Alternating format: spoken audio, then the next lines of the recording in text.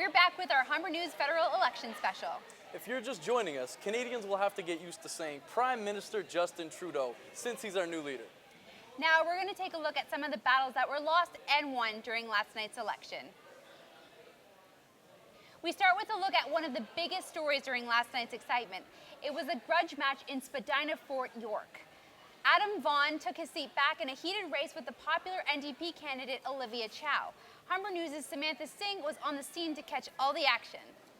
Thanks, Alex and Laura. Spadina Fort York was one of the hottest races to follow. It was a chance for the well-known widow of Jack Layton to take her seat back. Olivia Chow vacated this seat to run for mayor of Toronto last year, but that wasn't in the cards.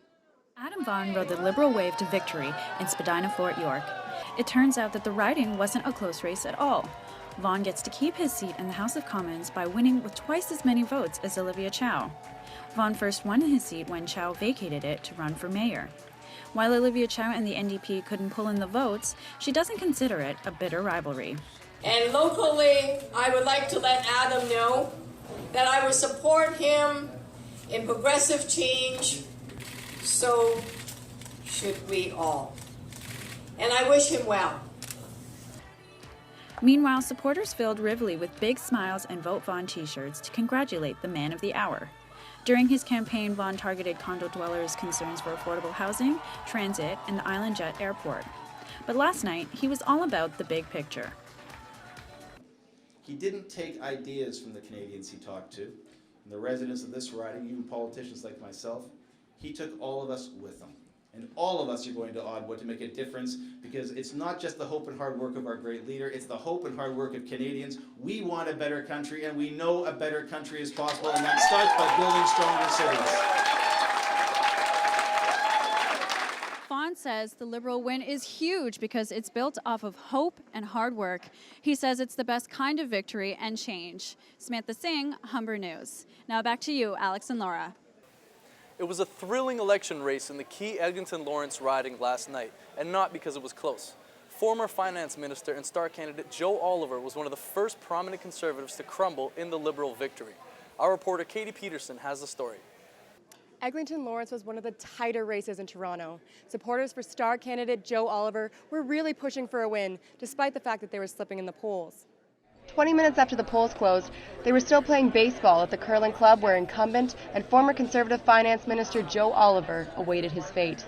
Most constituents didn't show up until 11 o'clock as they were campaigning until the last minute. The supporters were greeted with bad news. It's going to be an opportunity for my generation to rebuild and renew the party, and we're going to have a big opportunity to do that. In his concession speech, Oliver celebrated her successes over the years and thanked his supporters.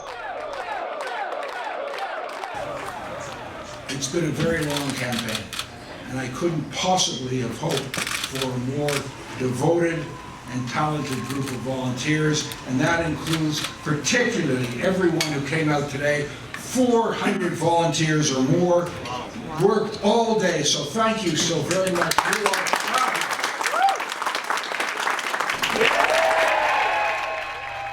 Meanwhile, down the street, the party was just getting started for supporters of Liberal candidate Marco Mendicino.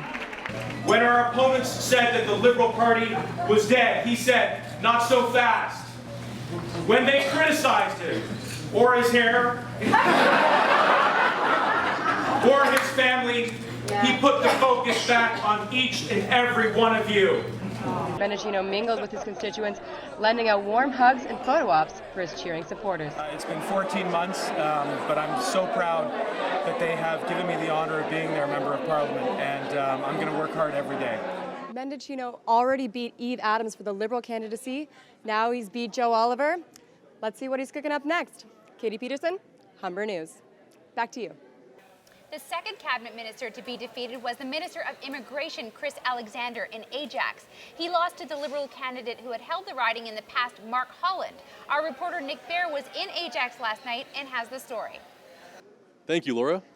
And it truly was a redemption story for Mark Holland, who after losing his seat in 2011, made the tough choice to try and reclaim it. And change is what they got. As a red wave swept across the country, the important 905 region endured a similar fate. There were tense moments early in the night, But in a riding expected to be one of the closest in the region, one party ended up with a decisive victory.